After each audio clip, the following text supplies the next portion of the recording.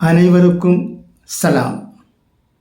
அமெரிக்க நிறுவனத்துடன் ரூபா 4690 கோடி கடன் ஒப்பந்தம். அதானி நிறுவனம் விலகல். அமெரிக்காவின் சர்வதேச வளர்ச்சி நிதி நிறுவனத்துடன் $553 மில்லியன் சுமார் ரூபா 4690 கோடி கடன் ஒப்பந்தத்தில் இருந்து அதானி நிறுவனம் விலகியுள்ளது. அதானி நிறுவனம் விநியோகிக்கும் சூரிய மின்சக்தியை இந்திய சூரிய எரிசக்தி கழக நிறுவனத்திடம் இருந்து வாங்குவதற்கு ஒப்பந்தம் மேற்கொள்ள மாநில அரசு அதிகாரிகளுக்கு தொழிலதிபர் கௌதம் அதானி, அவரின் உறவினர் சாகர் அதானி உள்ளிட்டோர் லஞ்சம் அளித்ததாக அமெரிக்க நீதித்துறை குற்றம் சாட்டியது. இதற்காக அமெரிக்கா வங்கிகள் மற்றும் முதலீட்டாளர்களை அதானி குழுமம் மோசடி செய்தது என்றும் அந்நாட்டு நீதித்துறை தெரிவித்தது. இந்நிலையில் இலங்கையின் கொழும்பு துறைமுகத்தில் முனையம் ஒன்றை அதானி துறைமுகங்கள் நிறுவனம், இலங்கையின் ஜான் கீல்ஸ் ஹோஸ்டிங்ஸ் நிறுவனம், இலங்கை துறைமுகங்கள் ஆணையம் ஆகியவை கூட்டாக அமைத்து வருகின்றன. இந்த பணிக்காக அமெரிக்காவின் சர்வதேச வளர்ச்சி நிதி நிறுவனத்திடம் டிஎஃப்சி அதானி துறைமுகங்கள் நிறுவனம் கடன் கோரியது.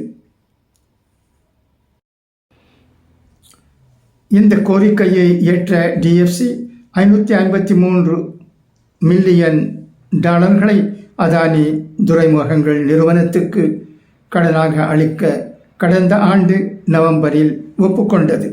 ஒப்பந்தத்தில் திருத்தம் கோரப்பட்டதால் ஆனால் முனையம் அமைப்பது தொடர்பாக அதானி துறைமுகங்கள் நிறுவனத்துக்கும் இலங்கை துறைமுகங்கள் ஆணையத்துக்கும் இடையே மேற்கொள்ளப்பட்ட ஒப்பந்தத்தை தமது ஒப்பந்தங்களுக்கு ஏற்ப திருத்தியமைக்குமாறு டிஎஃப்சி கேட்டுக்கொண்டது. இதன் காரணமாக அதானி துறைமுகங்கள் நிறுவனத்துக்கு டிஎஃப்சி கடன் அளிப்பது நிறுத்தி வைக்கப்பட்டது. இந்நிலையில் பங்குச்சந்தை ஒழுங்காற்று வாரியத்தில் செபி அதானி துறைமுகங்கள் நிறுவனம் தாக்கல் செய்துள்ள ஆவணத்தில் கொழும்பு துறைமுக முறைய திட்டத்துக்கு டிஎஃப்சி இடம் கடன் கேட்டு விடுக்கப்பட்ட கோரிக்கை திரும்ப பெறப்பட்டுள்ளது. அதானி துறைமுகங்கள் நிறுவனத்தின் சொந்த செலவில் அந்த திட்டப்பணிகள் மேற்கொள்ளப்படும் என்று தெரிவிக்கப்பட்டுள்ளது. கொழும்பு துறைமுக முனைய திட்டப்பணிகள் நிறைவடையும் கட்டத்தில் உள்ளதால் எஞ்சிய பணிகளை சொந்த செலவில் மேற்கொள்ள அதானி துறைமுகங்கள் நிறுவனம் முடிவு செய்ததாக தகவல் அறிந்த வட்டாரங்கள் தெரிவிக்கின்றன. இந்த செய்தியை பற்றி நீங்கள் என்ன நினைக்கிறீர்கள்? அதானி ஒரு இந்தியர், அதானி ஒரு தொழிலதிபர்.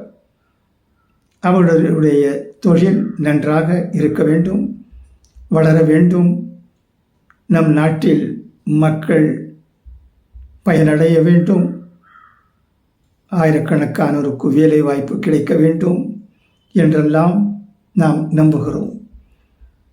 அதானி தவறு செய்தாரா இல்லையா என்பது அது ஒரு வேறு விஷயம். அதை பற்றி சட்ட நிபுணர்கள் பேசிக்கொள்ளட்டும். நாம் இந்தியர்கள், நாம் சாதாரண ஜனங்கள், தொழில் வளர வேண்டும் என்பதுதான் நம்முடைய அவா. இது அதானியால் முடிகிறதென்றால் நாம் சந்தோஷம் அடைவோம். சந்தோஷம் அடைய வேண்டும் என்பதுதான் என் போன்றவர்களுடைய விருப்பமாக இருக்கும் என்று தெரிவித்துக் கொள்ள விரும்புகிறேன். எதிர்க்கட்சிகள் இது விஷயமாக ஆராய்ந்து சிறந்த முறையில் ஒரு முடிவெடுக்க வேண்டும். எதிர்க்கட்சிக்கு ஆதரவு அளிக்கக்கூடாது என்ற எண்ணம் எப்போதும் இருக்கக்கூடாது. நல்லது யார் செய்தாலும் நல்லதுதான் என்ற மனப்பான்மை ஆளும் கட்சியிடமும் இருக்க வேண்டும், எதிர்க்கட்சிகளிடம் இருக்க வேண்டும். இப்படிதான் நம்முடைய நாடு முன்னேற முடியும் என்று தெரிவித்துக் கொள்ளுவதில் என் போன்றவர்களுக்கு சந்தோஷம்தான் என்று சொல்லியவனாக உங்களிடமிருந்து விடைபெறுகிறேன். அஸ்ஸலாமு அலைக்கும்.